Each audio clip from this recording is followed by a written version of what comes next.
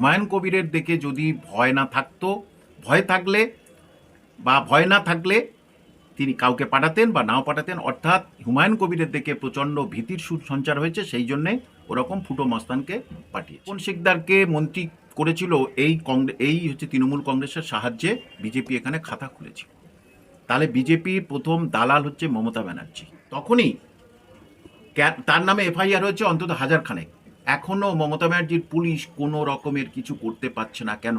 BJP দেখে ভয় আছে। তাহলে বিজেপির দালালি করছে কে? মমতা ব্যানার্জি। লোকজনকে কেন পাঠাচ্ছেন বা বলছেন কোট আনকোট, আপনার নেতারা পাঠাচ্ছে যে এতে হলো, হুগলির ওই ইস্তমা, বিশ্ব ইস্তমাতে হলো, আবার এখানে হলো, তার মানে ভয় নিশ্চয়ই লেগেছে। ভয় না থাকলে কি করে? আরে সব ভোট ক্যান্সেল, ওনার ভোট বাক্স শেষ, বাদ বাকি কপিনের শেষ পেরেক দেবো আমরা হুমায়ুন কবিরের দল। যারা মানে কি বলবো মুসলমান হবে, ওনার কথা তাদের সব তৃণমূল হতে হবে, অন্য কিছু হলে হবে না।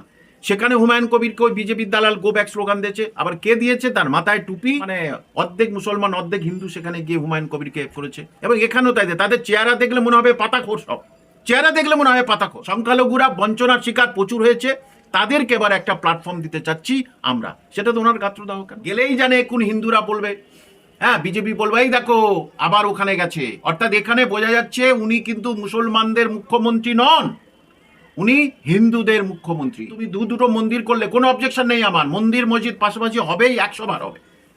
সেখানে আপনি করে দিচ্ছেন মন্দির করুন, তাহলে মসজিদের কথা তো বলছেন না, একজন করছেন তাকে বাধা দিচ্ছেন। আর ওখানে যাননি কেন? এই রেড রোডে তো আপনি গিয়ে হিজাব পরে ওখানে গিয়ে নানা রকম কথা বলেন, তা এখানে তো বিশ্বের মুসলিমরা এসছে 1 কোটির উপরে, সেখানে যাননি কেন? জানে আমি ওখানে গেলে আমার হিন্দু ভোট বাক্সটা নষ্ট হয়ে যাবে। এটা থেকেই মুসলমানরা বুঝে গেছেন উনি কিন্তু এখন মুসলিমদের ভোটের আশা করেন না, হিন্দুদের ভোটের আশা করেন। প্ল্যাটফর্ম প্রথম দিয়েছে হুমায়ুন কবির, প্ল্যাটফর্মের কাজ এবং বিস্ফোরক হবে। বিস্ফোরক, এই দুঃখ যন্ত্রণাগুলো আজ জমেছিল সেটা বিস্ফোরণ আকারে দেখা দেবে রেড রোডে আগামী 1 ফেব্রুয়ারি।